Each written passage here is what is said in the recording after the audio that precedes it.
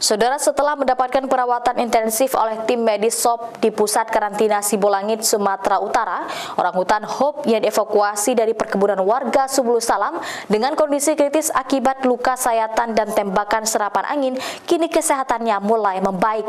Dari 74 peluru serapan angin yang bersarang di tubuhnya, 4 diantaranya sudah diangkat. Ini dari SOCP ya?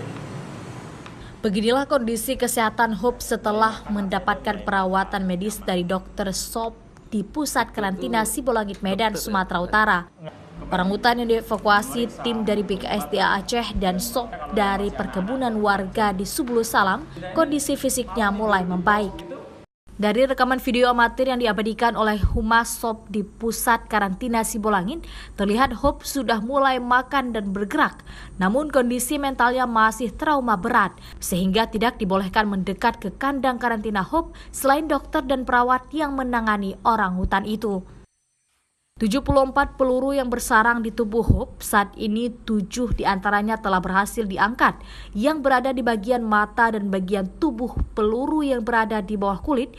Direncanakan dalam beberapa hari ke depan akan dilakukan operasi bagian tangannya yang terluka dan patah, setelah kondisinya terus akan lebih membaik. Tidak semua peluru bisa diangkat nantinya, karena hanya akan diangkat yang di bawah kulit saja. Kalau yang di dalam justru akan sangat berbahaya untuk kondisi kesehatan si Hope. Jadi peluru-peluru yang bisa diambil saja yang akan diangkat. Itu pun menunggu kondisi Hope pulih.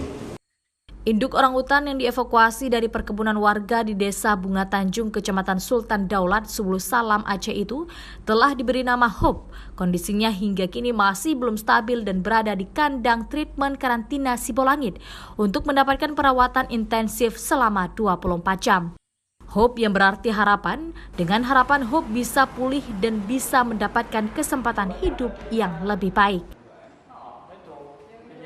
Raja Umar, Kompas TV, Banda Aceh.